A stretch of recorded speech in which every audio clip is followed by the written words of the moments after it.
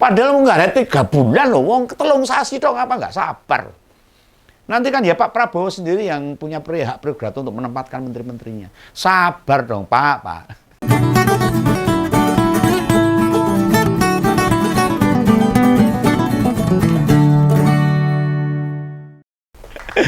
Ini Pak Prabowo ini kelihatannya juga mikir-mikir ini mau gantiin Pak Jokowi sebagai presiden. Pasti dia persiapannya cukup detail lah. Tapi Om Begawan mendengar kabar bahwa Gerindra itu nampaknya gerah dengan situasi di istana.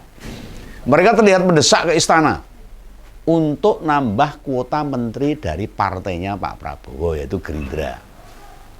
Nah, kelihatannya ini abu-abu nih yang bakal digeser kayaknya Menteri ESDM nih. Pak Arifin Tasrif. Ya kabarnya sih Pak Arifin bakal diganti sama Pak Bahlil Lahadalah yang kecil itu loh.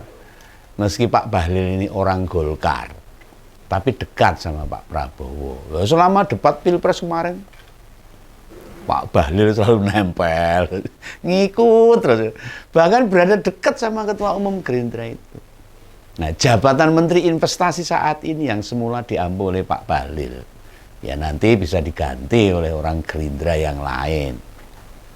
Nah, Pak Arifin pas ditanya wartawan itu, ya terkesan pasrah, lah mau apa lagi?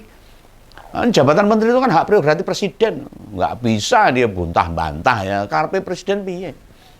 Ya dia cuma jawab, ya tunggu saja lah. Terkesan pasrah. Nah sedangkan Pak Jokowi, koyo biasane, nggak ditanya pergantian reshuffle kabinet, balik nanya, kata siapa? Ya kita semua sudah apa lo gayanya tuh, ngono aja, biar ya gitu, nggak pernah berubah. Nah Pak Jokowi itu ngejawab begitu. Itu nggak punya ide jawaban lain. Nek punya ide lain, pasti jawabannya beda lagi. Ya memang sih, mesti kata orang-orang Pak Jokowi itu berpaling ke Pak Prabowo. Namun real di kabinet, Gerindra itu bukan parpol yang berpengaruh. Nah, bisa jadi capres terpilih itu mulai menuntut lebih. Meminta agar ada perubahan komposisi menteri. Ya biasalah kan mau menggantikan pemerintah yang baru. Ya politik yang itu bagi-bagi kue biasa. Di beberapa aspek Pak Jokowi terlihat tidak punya daya. Akhirnya kan sekarang kan lemah gitu. Misalnya ada Thomas Jiwandono dan Pak Sudaryono ya sama-sama dari Gerindra masuk jadi wakil menteri. Wakil menteri semua dua-duanya. Sementara masa jabatan tinggal 3 bulan loh. Apa sih efektivitas keduanya masuk kabinet? Hampir susah dinilai selain malah ngabisin duit. Blonjo 2 wakil menteri kan ya ora sithik. Masuknya 2 orang Gerindra itu menggambarkan ada tekanan yang tak kuasa ditolak oleh Pak Jokowi. Belum cukup. Ya orang-orang Pak Prabowo di kabinet sekarang ini kan memang nggak banyak toh. Posisi partai pemenang Pilpres kemarin itu sekarang hanya punya 1 kursi. Kursi menteri itu dengan 2 jabatan wakil menteri. Itu pun wakil menterinya baru aja dilantik. Pak Sandiaga dulu representasinya Gerindra sebenarnya. Sekarang kan di P3. Makanya komposisi Gerindra di kabinet itu sudah itu berkurang kalau bahasa Indonesianya. Hanya ada Prabowo saja, Pak Prabowo sebagai Menhan. Nah di kementerian ya hanya ada Mas Tommy sama Mas Dar, nggak ada yang lain. Nah dulu kan Gerindra itu kan berseberangan sama PDIP. Musuhnya Pak Jokowi waktu Pilpres 2014 dan 2019. Tapi ya dirangkul. Gak usah dibanding partai gede serasa. Nah disandingkan sama P3 yang pemilu kemarin gak lolos electoral threshold saja. Jumlahnya kalah banyak. P3 itu punya 2 menteri dan 1 wakil menteri loh. Pak Sandi sama Pak Soeharto yang jadi Menteri Perencanaan Pembangunan. Lalu ada Wakil Menteri Agama Pak Saiful Rahmat Dasuki. Nah, berhembusnya isu reshuffle itu menandakan. Bukan lagu Berhembus Angin Malam loh. Berhembus angin malam. Bukan itu. Tapi berhembus isu reshuffle. Itu ada permintaan. Keinginan sing rodok mekso, agak memaksa, agak memperkosa. Ada penambahan jatah. Masa hanya tambah 2 wakil menteri, masih kurang. Ini kan nanti akan memimpin Gerindra, memimpin negara ini. Ketua umumnya, sehingga waktu isu reshuffle kabinet ini tiba-tiba muncul, ini di pikiran Begawan ya arahnya nambah kuota lah. Enggak, ora kanti, ora sabar sampai Oktober nanti. Udah kebelet menjabat, kebelet. Ya kelamaan nunggu ndak ngoyot nanti, malah jadi ngerikil, tahu ngerikil. Pengen dang memegang kekuasaan. Memang kekuasaan itu menggiurkan, hubungannya dengan jabatan, dengan kasta, dengan uang, gitu. Dengan persentase apa, ya derajat dan sebagainya lah, menggiurkan kekuasaan itu. Nah posisi mereka di kabinet itu memang minor. Tadinya kalah sama PKB dan Nasdem yang sama-sama punya 3 menteri. Sementara kita semua tahu lah, P3, PKB sama Nasdem itu gak ngedukung Prabowo Gibran. Kenapa gak dikurangi menterinya? Hanya sekarang 2 menteri Nasdem kejerat kasus, tinggal 1 dok. Diganti dari relawan dan kalangan profesional. Yang masih merajai jumlah menteri memang dari PDIP. Dengan 8 kursi menteri dan 1 wakil menteri. Ya bisa jadi hal ini yang membuat Prabowo minta kocok ulang. Padahal nggak ada 3 bulan loh, wong telung sasi dong, apa nggak sabar. Nanti kan ya Pak Prabowo sendiri yang punya hak prerogatif untuk menempatkan menteri-menterinya. Sabar dong Pak. Nah partai yang sudah tidak mendukung pemerintah, menterinya masih banyak di sana loh. Nah presiden sendiri Pak Jokowi kayak nggak punya nyali. Orang wani mengganti orang-orang yang dari PDIP. Karena ya memang berkualitas, dari PDIP menempatkan orang nggak sembarang. Nah mau diganti alasannya apa? Wong semua menterinya masih bekerja dengan baik, lurus-lurus saja, meski beda pandangan. Artinya mereka kerja profesional. Apa yang ditargetkan presiden masih dijalankan dengan baik. Semua jalan dengan baik. Mungkin menteri-menteri itu ada yang coba dibongkar-bongkar tuh, kayak Pak Johnny G. Plate atau Pak SCL. Namun nggak nemu. Oh, dari PDIP bersih. Padahal mengganti menteri itu haknya Pak Jokowi loh. Dulu Pak Anies, Pak Fahrul Razi, Dr. Terawan dan banyak menteri lain diganti tanpa kena kasus, tanpa alasan, yundang apa-apa, itu hak prerogatif presiden. Nah, feeling Begawan, perasaan Begawan, ya presiden tidak mau dinilai sentimen, mungkin ya gitu, tidak tahu berterima kasih, kacang lali lanjarane, mungkin nggak mau dibilang gitu sama masyarakat, karena memang dia lahir dari rahim PDIP yang mendukung, ngawal dan membela mati-matian, meskipun sekarang dia berusaha untuk menghancurkan PDIP. Ora apa-apa.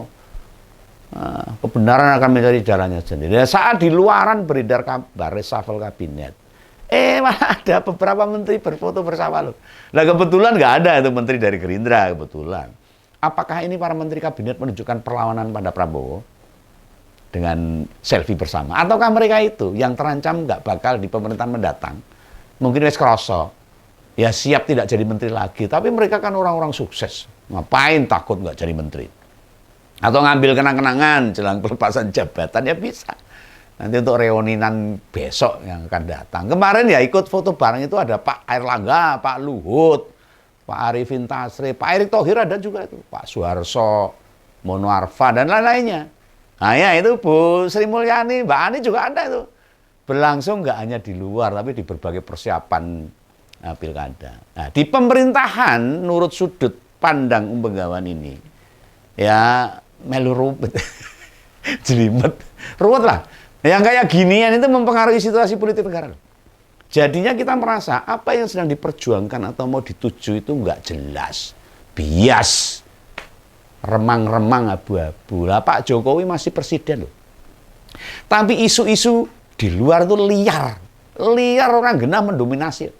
Menutup isu utama atau fokusnya presiden. Nah, seolah-olah ini presiden itu mau sampiran sekedar jabatan, namun kekuasaannya jauh berkurang sekarang. Padahal kan Pak Presiden masih presiden sampai Oktober. Lah mau bagaimanapun di saat Gerindra meminta tambahan kursi menteri, bikin puyeng, bikin pusing Pak Jokowi. Tidak diladeni pasti mengganggu kinerja kabinet. Kalau dituruti bisa jadi kapasitas pengganti tidak memenuhi standar Pak Jokowi. Ciloko kucur. Atau malah target yang diberikan menteri sebelumnya tidak diselesaikan dengan baik. Kan repot sendiri nanti pemerintahnya. Nah, tapi kalau mau nuruti karepe dhewe tanpa memikirkan rakyat, ya monggo. Akhirnya yang korban kan rakyat juga. Nah, situasi sekarang ini pasti di luar ekspektasi presiden. Nggak nyangka. Dipikirnya 9 tahun jadi presiden, dirinya merasa punya kekuatan.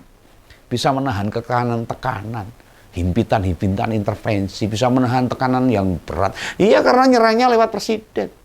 Lah ini mengepung dari berbagai sudut, yang juga dilupakan presiden adalah, ini mungkin Pak Jokowi lupa nih, peran PDIP sebagai backup Pak Jokowi selama 24 tahun. Benteng terakhir itu dilupakan oleh Pak Jokowi. Justru mau dihancurkan. Benteng sewis kuat itu ditutuki, dihancurkan, malah mung suwe lewat kabeh. Blodos no. Dulu bisa jadi presiden merasa tak membutuhkan PDIP. Merasa orang-orang dekatnya di luar PDIP. Masih bisa menolong. Makanya memilih melepas PDIP. Sekarang mumet dewe itu.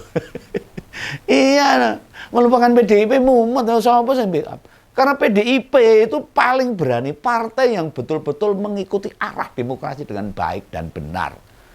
Lurus dalam konsekuensinya, lurus dalam demokrasi, dan lurus dalam konstitusi. Orang menggak-menggok. Ya, jadi presiden Indonesia tanpa punya partai pendukung itu berat loh. Padahal kan sudah di PDIP. Ya akhirnya dipecat. Nah, zaman Pak BY di akhir masa jabatannya, yang menguasai parlemen saja bisa jebol, meski bobolnya itu karena perilaku politisi demokrat sendiri. Do korupsi sak geleme dhewe ugal-ugalan waktu itu. Nah sekarang justru menganggap peran partai bisa digantikan orang dekatnya, termasuk para relawan meneh. Kerjanya apa sih relawan itu? Mana buktinya? Ya mau keluar di luar, namun masyarakat menilai malah berbeda. Atau mikirnya dengan posisi Gibran sebagai wapres terpilih sama Kaisang pegang PSI, itu sudah cukup loh. Ya nggak sepadan lah, nggak imbang. Kedua anak presiden itu malah asik sendiri ya. Membuat orkestrasi mereka sendiri, merintah sana merintah sini, ngumpul ke relawan, ngumpul ke ini dan segitu. Gibran menyiapkan tugasnya, Kaisang nyari modal buat nyagup dan sebagainya. Kita lihat saja dalam beberapa hari ke depan itu. Apakah reshuffle kabinet batal terjadi? Atau akhirnya Jokowi takluk pada Prabowo, atau memang mbuh, jadi Om Begawan hanya menunggu aja. Ya semoga Indonesia tetap baik-baik saja lah.